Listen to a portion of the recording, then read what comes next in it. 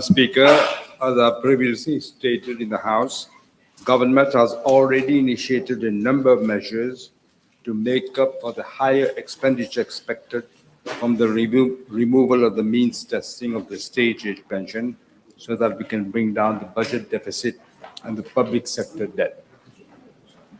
One of the key measures being undertaken in the reprioritization of capital projects outlined in the budget and in the high-level committee chaired by the Secretary of the Cabinet has been set up to look into the reprioritization of the implementation of the capital projects while ensuring that economic growth is not adversely affected. This is one of the mitigation measures that is expected to rationalize spending in the capital budget that would potentially accentuate the impact of expected additional spending on the stage age pension for the fiscal year 2026-2027, which amounts to about 6.2 billion rupees. That is additional expenditure that we have to see. Government is pursuing an investment-led growth model rather than a consumption-driven approach, and as such, investment in public sector projects, especially those that crowd in public investment, is vital to economic growth. With regard to Part A of the question, I'm informed that the criteria applicable for the reprioritization of projects are as follows. First, assessment of a project's preparedness and readiness for implementation. Projects with significant implementation challenges and risk of persistent bottlenecks such as land acquisition issues, way leaves, clearances and permits, and procurement delays may be reprioritized until the necessary conditions for successful delivery are in place.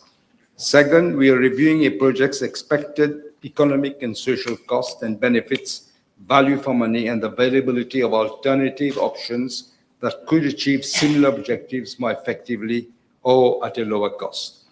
Third, consideration of the alternative financing models to ensure that the public sector investment projects are implemented as planned while reducing the fiscal burden. Fourth, assessment of the affordability and fiscal sustainability of a project, taking into account future funding requirements, operating and maintenance costs, cash flow implications, and any contingent liabilities. Projects that place excessive pressure on fiscal resources may be considered for rescheduling or scope reduction. With regard to Part B of the question, the House may wish to note that the motorway M4 project dates back to 2009 and forms part of the broader National Road Decongestion Program. In 2009, there were about 366,000 vehicles on our roads compared to some 760,000 vehicles in 2026, which is an increase of almost 100%, Madam Speaker. The motorway M4 has been identified by government as a priority national infrastructure project to enhance regional connectivity, improve traffic circulation between the eastern, central, and northern regions of the island, and promotes balanced socioeconomic development. Previous feasibility and detailed engineering studies have confirmed the project's technical feasibility and economic viability and established a preferred alignment extending approximately 29.7 kilometers from Belair Road to the Fort Back roundabout on motorway M2. It will certainly contribute to rebalancing economic development, stimulating investment, creating employment during construction, supporting tourism, and promoting commercial and residential development along the north-eastern corridor of the island. Madam Speaker, regarding the criteria on preparedness and readiness for capital projects, I'm informed that the M4 highway project is fully ready in terms of land acquisition, updated technical and feasibility reports, and tender documents. The funding for this project has already been secured after successful discussions with the Government of India under the concessionary financing terms. Deferring such a project would also lead to more increase in cost in the future. I'm also informed that the environmental issues raised in the region of Feane have been addressed. I'm further informed that the original plan has been modified so that the proposed corridor will not go through any environmental sensitive areas in the region of Feane. Madam Speaker, I would think the honorable member is too young to remember, but in 2005, as Prime Minister, I took prompt action to prevent the highway project, which had already started to go through the Vallée de Ferney, despite objections from environmentalists, very valid objections. I went there to look for myself. Also, I must say, Madam Speaker, the African Development Bank refused to stop the project. They said it has already been funded, all the work has been done, therefore they would want to continue with the project. I summoned the representative of the African Development Bank to my office to explain to him why I will maintain my decision in spite of the fact that funds have already been provided for. We cannot allow this because it will be a textbook example of an ecological disaster. So, Madam Speaker, government is also working on several other measures, including examining the expenditure of each ministry, acting on the findings of the Director of Audit Report, and identifying areas where expenditure could be rationalized. This will be under the chairmanship of the Deputy Financial Secretary. B, identifying areas of duplication, inefficiency, and wastage, and implementing concrete actions to improve efficiency without compromising on the service delivery. C, reviewing our overall tax system with a view to enhancing its fairness, efficiency, and international competitiveness. And D, disposing of selected non-strategic assets, as well as the potential listing of certain state-owned enterprises on the stock exchange with a view to unlocking value and monetizing its shareholdings. The committee will ensure that in spite of very stringent budget constraints, public sector investment projects will remain impactful and transformational. Madam Speaker, the high-level committee chaired by the Secretary of the Cabinet will also look into the M4 motorway project as part of the broader assessment of capital projects included in the budget and the public sector investment program. It takes into account the importance of this transformational project, its strategic value, and the long-term benefits to the country. I also wish to inform the House, Madam Speaker, that a project monitoring and implementation unit will be set up shortly in my office. This unit will be headed by a professional from the private sector, and it will be empowered to have recourse to foreign expertise with a view to ensuring that major infrastructural projects are delivered in a timely manner and within the approved budget. Thank you. Do you have a question? Yes. Merci, j'en ai quelques-unes. L'honorable On Premier va dire ministre, une pour commencer. Ok, merci. L'honorable Premier ministre a mentionné l'augmentation du parc automobile pour justifier la construction de la nouvelle autoroute M4. Il a aussi mentionné les long-term benefits. Est-ce que l'honorable Premier ministre peut nous dire si le comité a ou va examiner l'augmentation du trafic induit qui risque d'arriver suite à la construction de la nouvelle autoroute? Je m'explique. L'honorable Premier ministre est certainement au courant du phénomène qu'on appelle induced demand.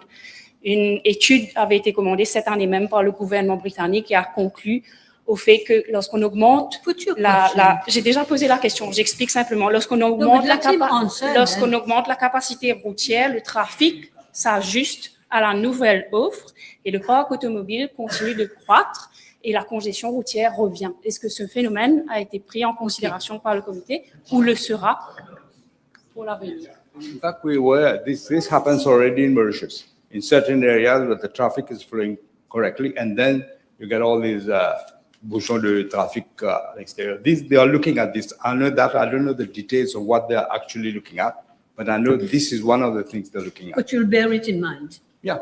Of course, yes. C'est un phénomène international, ce n'est pas juste un pays.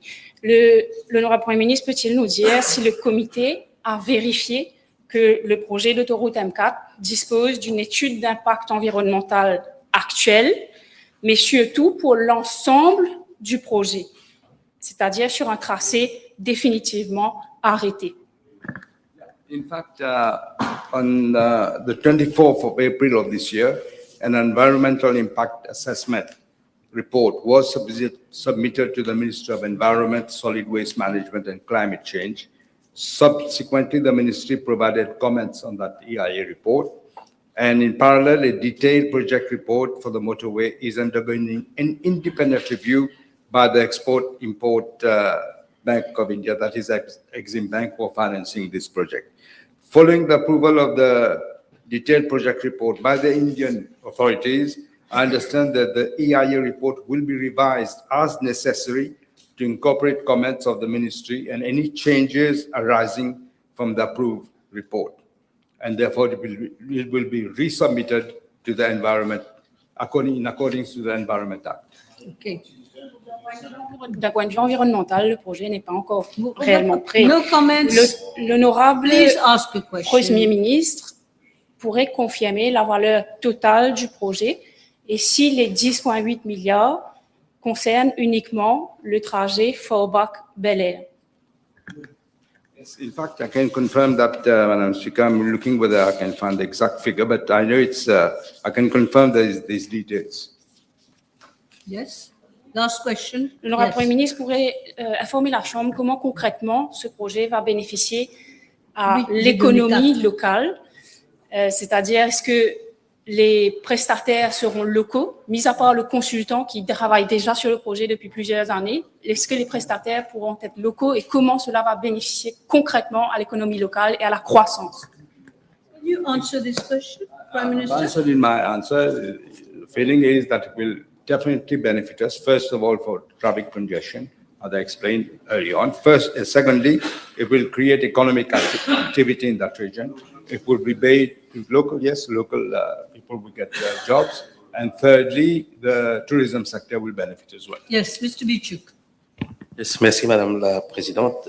Can the Honorable Minister please inform the Prime House? Minister. Prime Minister, please inform the House when this project, which is warmly welcomed by the people of the rural constituencies of number 6, 7, 8, 9, and 10, Question. start. Thank you. When can it start? So when we start, it will have to be subject to all these things that it's nearly ready, as Honorable Rona Benganger just said. It's nearly ready, but we have to take into consideration what the final report will say and also what the Exim Bank will say. Yes, Honourable Third Member for Port Louis South and Port Louis Centre. Thank you, Madam Speaker. B1082.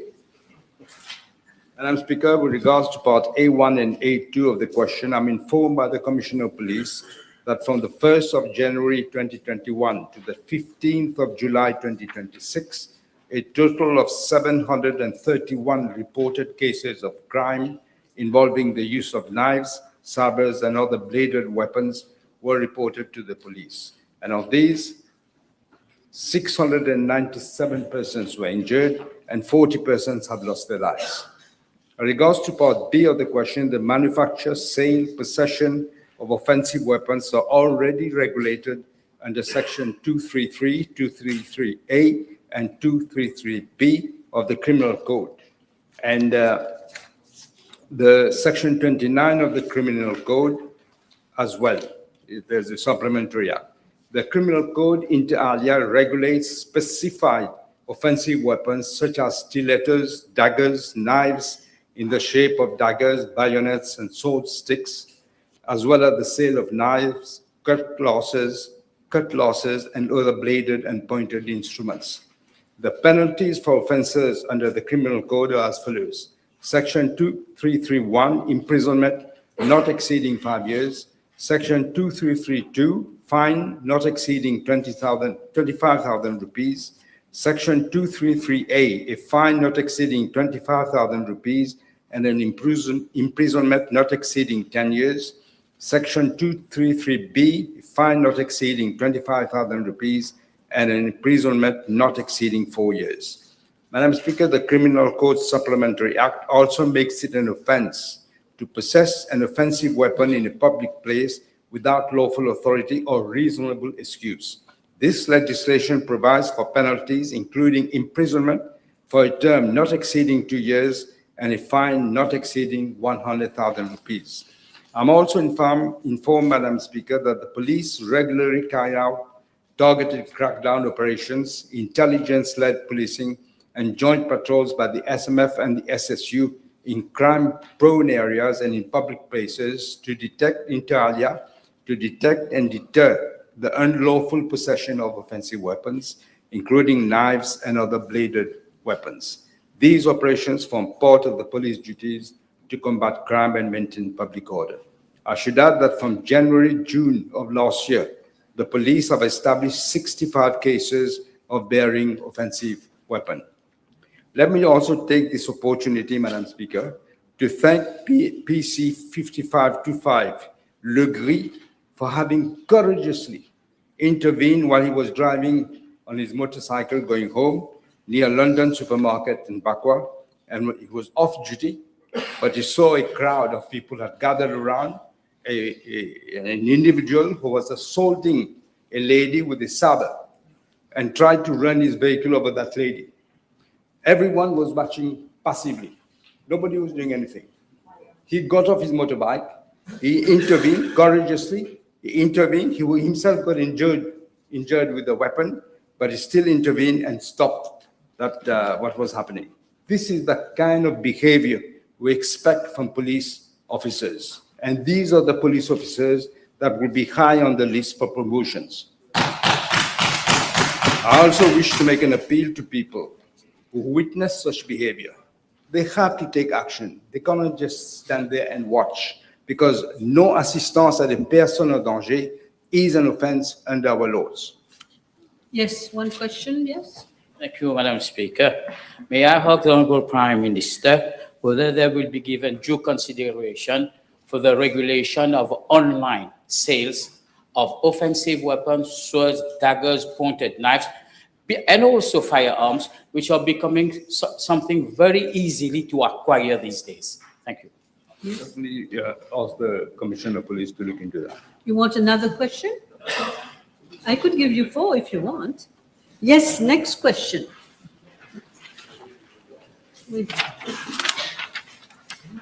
Next question, Honorable Second Member for Savane. Madame la Présidente, s'il vous plaît, B 1083. Madam Speaker, the House will recall that the State of the Economy document prepared by the Ministry of Finance highlighted the precarious financial position of a number of public bodies and state-owned enterprises.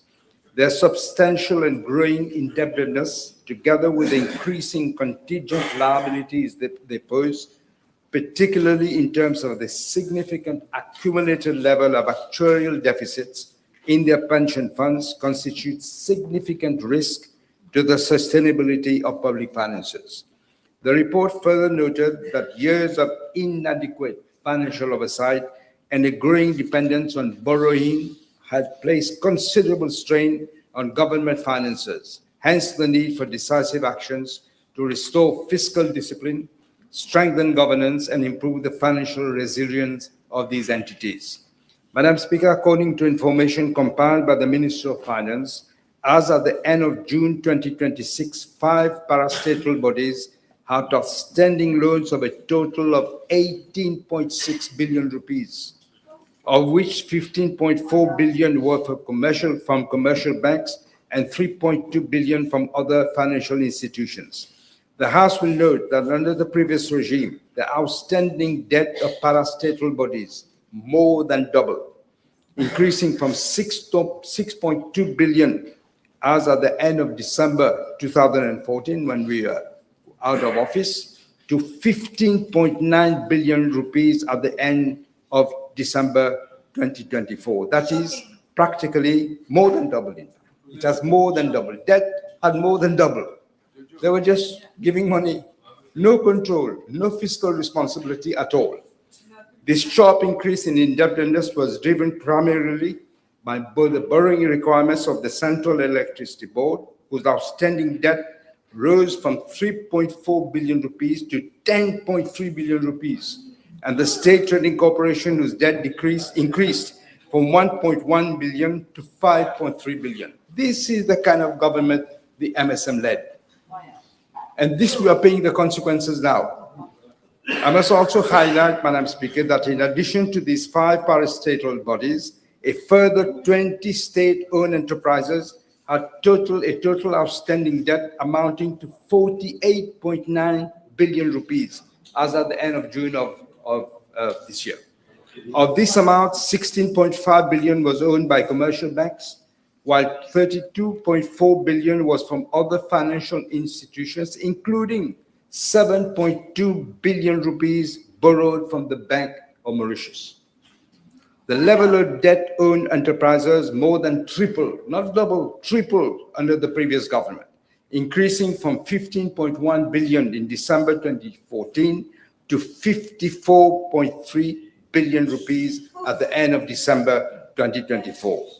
The main drivers in this substantial increase in debt were the Metro Express Limited, the Mobank Holdings Limited, and Mauritius Telecom. Amongst others, in addition, the debt levels of the Development Bank of Mauritius, the Industrial Finance Corporation of Mauritius, and the State Investment Corporation Limited increased significantly following the implementation of the various very dubious support schemes introduced in response to the COVID-19 pandemic. These schemes were financed through a line of credit, again provided by the Bank of Mauritius. Madam Speaker, the significant increase in the indebtedness of the parastatal bodies and the state-owned enterprises reflects the consequences of the previous government's total lack of fiscal discipline, as I said, and its reckless and systematic failure to control public sector borrowing. The accumulation of debt obligations has placed additional pressure on public finances, reduced fiscal space for priority investments, and increased the government's exposure to financial risk, including contingent liabilities. Madam Speaker, with regard to Part A of the question, since 2020, government has had to provide a total of 14.4 billion rupees as support mainly to the state-owned enterprises so that they can honor the debt repayment obligations. These include 7.9 billion rupees provided by to the National Property Fund in financial year 2020-2021 to enable the company to settle syndicated loans taken for the repayment of super cash back gold scheme policyholders. Another 3.6 billion rupees provided to NPFL during the past 2 financial years to enable the company to repay the line of credit extended by the Bank of Mauritius for the settlement of claims of SCBG policyholders and investors of Brahma Assets Management Limited. C 1.5 billion provided to the Metro Express Limited since 2021 to enable the company to pay interest on the line of credit from Exim Bank of India for the implementation of the Metro project. And fourth, 1.4 billion rupees provided to Mobank Holdings Limited in the financial year 2025-2026 to enable the company to meet its debt obligations towards the African Development Bank Limited and the Mobank Limited. Madam Speaker, if we consider the amounts injected for the repayment to policyholders of the super cash back gold scheme, this comes to a total of 11.4 billion rupees of public money injected under the previous MSM regime. In the aftermath of the deliberate and brutal decision by the previous regime to liquidate the ex-BAI conglomerate, the former Prime Minister and his Minister of Good Governance had publicly stated that not one single rupee from public funds would be injected into any bailout activity. Blinded by the political vendetta, their action led to a direct hit on the public sector debt. This is the truth, Madam Speaker. It turned out, they said no rupee from the public funds. It turned out that the then Minister of Public Good Governance, it was a lie, a total lie, because I mentioned the figure that was used from public funds. Billions of rupees, Madam Speaker, billions of rupees from public funds were used. It was a deliberate lie, and today some are trying to get political virginity as if they are the saints. These are the people that we have to be careful about, and I hope the population of Mauritius will remember all those things when the time comes. In this financial year, a total provision of 1.9 billion rupees has been made to provide funds to Mobank Holdings Limited and Metro Express Limited to enable them to meet the debt repayment obligations. Clearly, Madam Speaker, the situation underscores urgent need. There is an urgent need for corrective measures in order to save the long-term financial sustainability of our parastatal and state-owned enterprises. Regard to Part B of the question, I'm informed that a number of public bodies are currently preparing or implementing restructuring plans aimed at strengthening the financial position, involving operational sustainability and minimizing the impact on public finances. These will include Metro Express Limited, which is currently preparing a transformation plan focused on enhancing its financial performance by strengthening operational efficiency and diversifying revenue streams. B, Mauritius Post Limited is expanding its sources of revenue and optimizing its branch network. As part of these measures, the prices of postage stamps and the fees charged for the repayment of utility bills have already been revised upwards.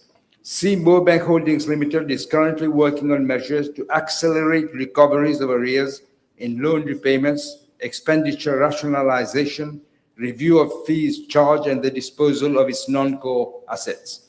And D, the Development Bank of Mauritius is reviewing its processes and procedures for recovery of arrears, revamping the loan and leasing products, and monetizing its unused building space. The bank has already reviewed the interest rate charge on loans and leasing facilities. Madam Speaker, as announced in the 2026-2027 budget speech, a steering committee on public sector efficiency, which I will chair, will be established to identify areas of duplication, inefficiency, and waste across the public sector. Every ministry and department will be required to submit to the committee a concrete action plan setting out measures to enhance efficiency and eliminate waste while maintaining the quality and continuity of public service delivery. Madam Speaker, government remains committed to restoring the financial sustainability of public bodies and strengthening fiscal discipline across the public sector. The restructuring measures being implemented are intended to improve operational efficiency, enhance financial performance, and reduce reliance on government support. These reforms will contribute to safeguarding public finances while ensuring that public bodies continue to deliver essential services effectively and sustainably. Thank you. Do you have a question? Yes? No? Okay. Yes, of course. Je vous remercie, Madame la Présidente. Would the Honorable Prime Minister inform the House who was the Minister of Good Governance at that time? Thank you. We all know it was Mr. Woshibada. Thank you. Thank you. I will, first of all, honorable members, we have been advised that B1084 has been withdrawn. I will allow one last question. That's Honorable Fourth Member for Rodrigue. Yes. Thank you, Madam Speaker. B1085, please. Madam Speaker, regards to Part A of the question, as the House is aware, in January 2022, the Government of the Republic of India provided a grant of 400 million rupees for the implementation of small development projects. Out of this grant, an amount of 19 million rupees has been allocated for the implementation of infrastructural and sustainable development projects in Rodrigue. I can table the list, it's a bit long, otherwise I can read it, but I propose to table the list of projects being funded under the Indian grant for Rodrigues Island, including the completion dates. As regards to Part B of the question, it is to be noted that funds are released by the Government of India on a reimbursement basis. At that date, some 18.4 million rupees has been spent, of which 13 million in financial year 2024-2025, and the remaining 5.4 million in financial year 2025-2026. As regards Part C of the question, I'm informed that by the Rodrigues Regional Assembly, that the provision of 1 million for the financial year 2026-2027 relates to retention money in respect to the Eau Claire Community Center project. Thank you. Yes. Now, table has been advised that following PQs have been withdrawn: B1086, B1088, B1091. Qu'est-ce qui se passe? Okay. Now we go to questions addressed to honorable ministers. Honorable third member for Bobassin, Petite Rivière. 1093. Madame la Présidente, avec votre permission, je répondrai ensemble aux questions B1093 et B1111 de l'honorable KZN. Madame la Présidente, Correct est une application numérique dotée d'un service de signalement des fuites d'eau. Elle permet au public de signaler directement les fuites en indiquant leur localisation et en joignant des photos. Cette plateforme permet également aux utilisateurs de suivre l'état de leur signalement en temps réel. Au niveau de la CWA, la plateforme de signalement numérique devrait améliorer la gestion des opérations de réparation des fuites en permettant la réception, l'enregistrement, l'attribution et le suivi rapide des fuites signalées. Elle complète également les canaux de signalement des plaintes déjà disponibles à la CWA, le CIEX. Madame la Présidente, depuis le lancement de l'application Correct, j'ai appris qu'entre le 13 et le 16 juillet 2026, la CWA a reçu 39 signalements de fuites d'eau sur la plateforme. Les fuites signalées sont évaluées, classées selon leur gravité, leur impact opérationnel, leurs conséquences sur la sécurité publique et le volume d'eau perdue. La CWA m'informe également que l'application classe les fuites par niveau de gravité: faible, moyen, élevé, critique. Les fuites critiques sont supposées faire l'objet d'une intervention immédiate afin de minimiser les pertes d'eau et de rétablir l'approvisionnement. Les fuites de gravité moyenne élevées sont considérées comme urgentes et peuvent s'aggraver rapidement si elles ne sont pas traitées. C'est pourquoi le délai d'intervention est supposé être de 24 heures. La catégorie faible concerne les fuites courantes. Il s'agit des défauts mineurs présentant des risques opérationnels ou la sécurité minime et ayant un impact limité sur l'approvisionnement en eau. Ils doivent être réparés dans les 72 heures, ce qui est souvent pas le cas. Madame la Présidente, concernant les points B et C de la question 1093, la CWA m'informe qu'elle a actuellement 42 équipes internes, soit 126 agents répartis sur l'ensemble des zones d'approvisionnement, les 6 zones du pays, en eau. Ces équipes sont déployées quotidiennement pour intervenir en cas de fuite signalée. Madame la Présidente, afin de renforcer ses capacités opérationnelles, suite à l'introduction de Correct, la CWA propose de faire appel à des entreprises spécialisées privées pour les travaux de réparation des fuites, en complément de ses équipes internes. À cet égard, les dossiers d'appel d'offres pour les contrats de réparation des fuites sont en cours de finalisation au niveau de la CWA. Cette stratégie garantira la disponibilité de ressources dédiées à la réparation des fuites. Donc, une équipe dans chaque zone pour réparer les fuites, que pour réparer les fuites. En améliorant ainsi les délais d'intervention, qui sont bien plus longs de ce qu'on préconise, réduisant le nombre de fuites en attente, permettant une intervention rapide. Pour la zone d'approvisionnement d'eau dans le Nord, le contrat a été attribué déjà et les travaux devraient commencer d'ici fin juillet 2026. Donc, une équipe pour le Nord en ce qui concerne la réparation des fuites, outre l'équipe interne. Pour les autres zones, la procédure d'appel d'offres est en cours et les contrats devraient être attribués d'ici fin août 2026. Les entreprises sous-traitées devraient intervenir sur 15 fuites par jour.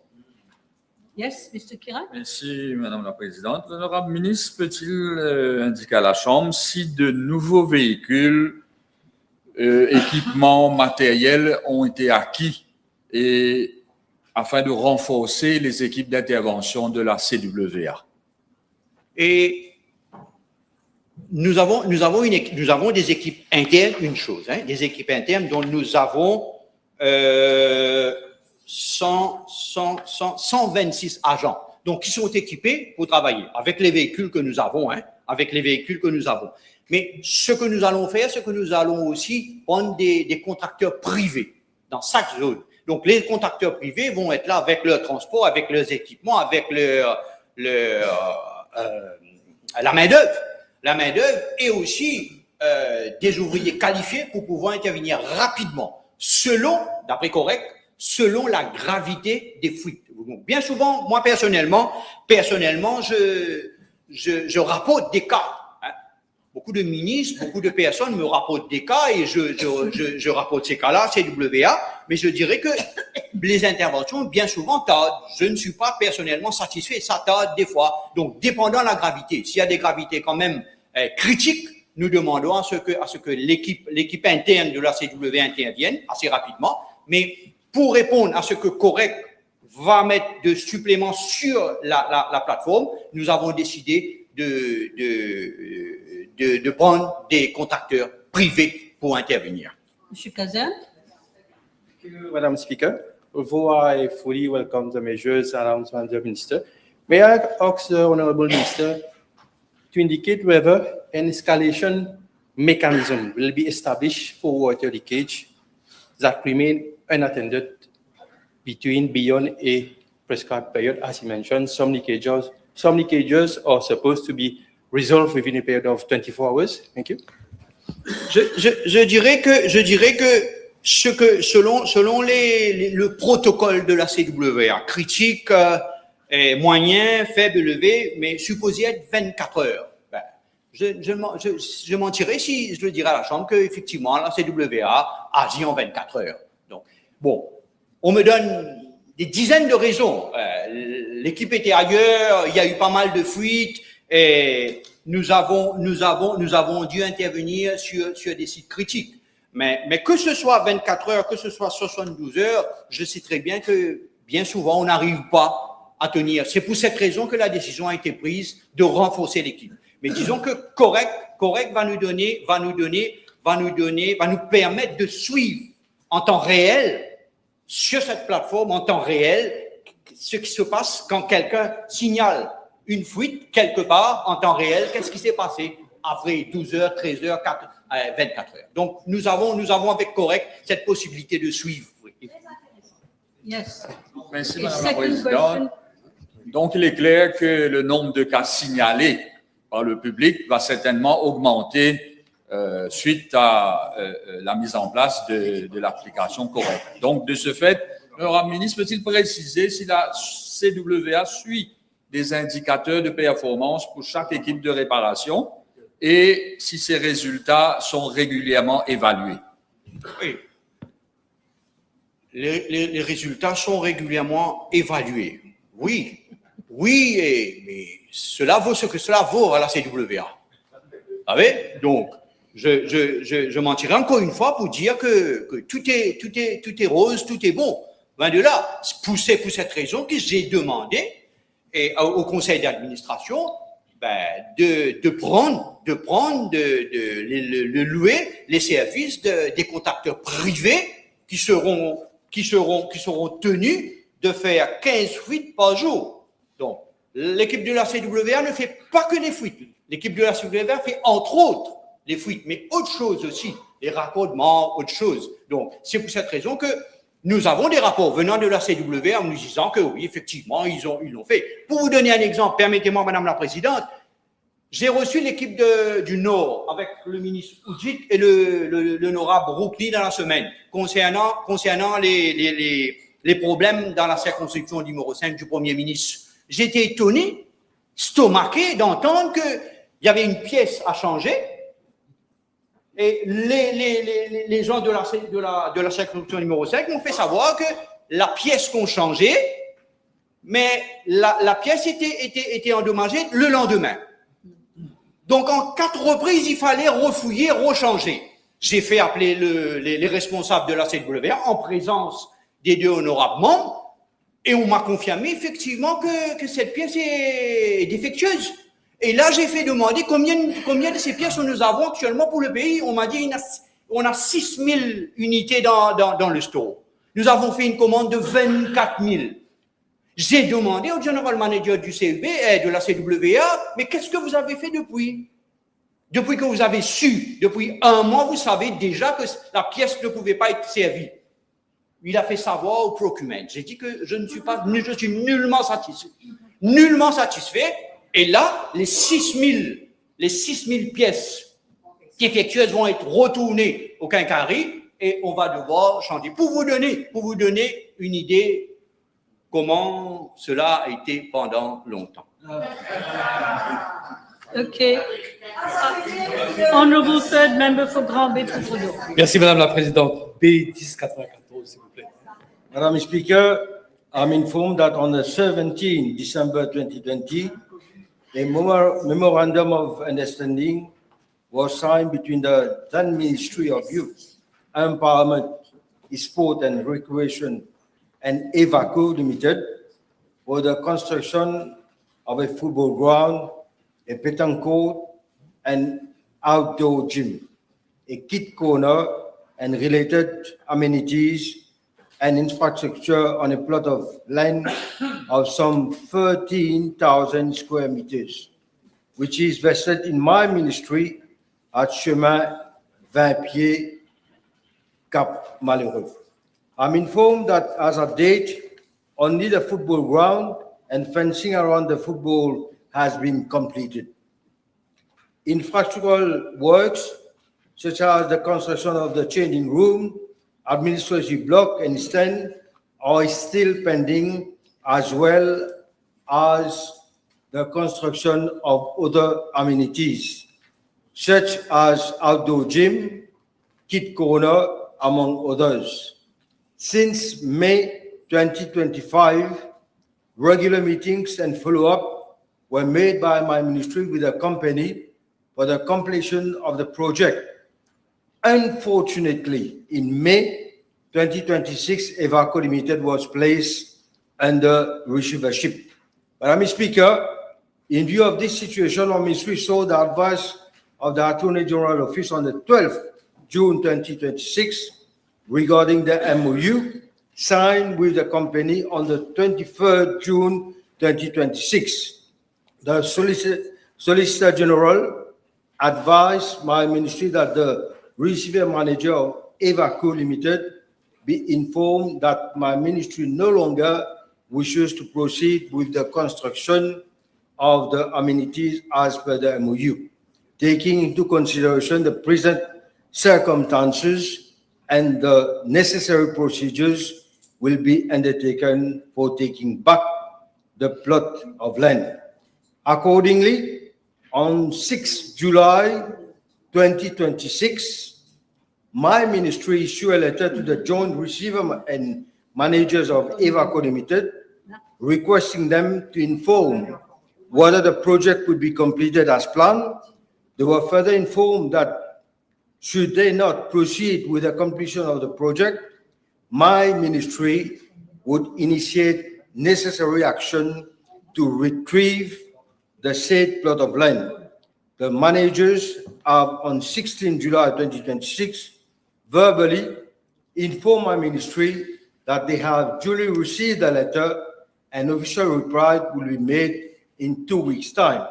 Madam Speaker, it is to be noted that the public is authorized to use the football playground for physical activities. It is also used for the École de Foot, where training sessions for young players are regularly conducted. Temporary solar floodlights have also been installed for the use of the playground in low light conditions.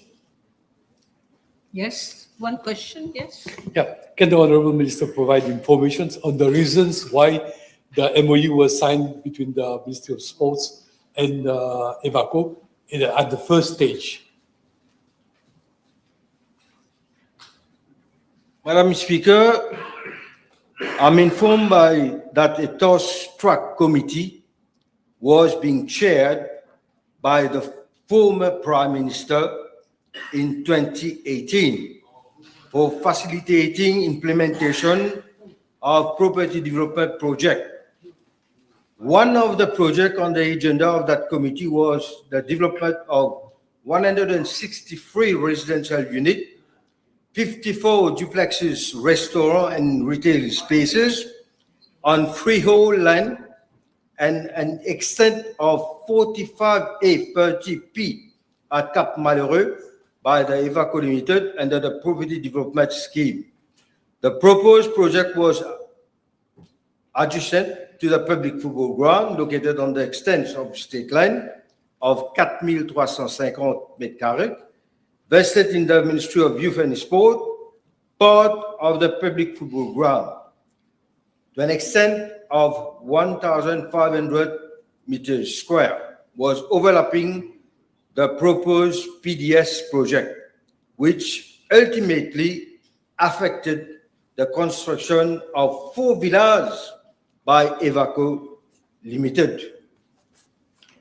The promoter has requested in June 2018, the Ministry of Housing and Land the following: to lease state land on an extent of 5,820 meters square for the development of a football ground and related amenities located adjacent to the Cap Malheureux Government School, to lease state land of an extent of 1,500 meters square, which was vested in the Ministry of Youth and Sport for the construction of the Badminton Sports Center.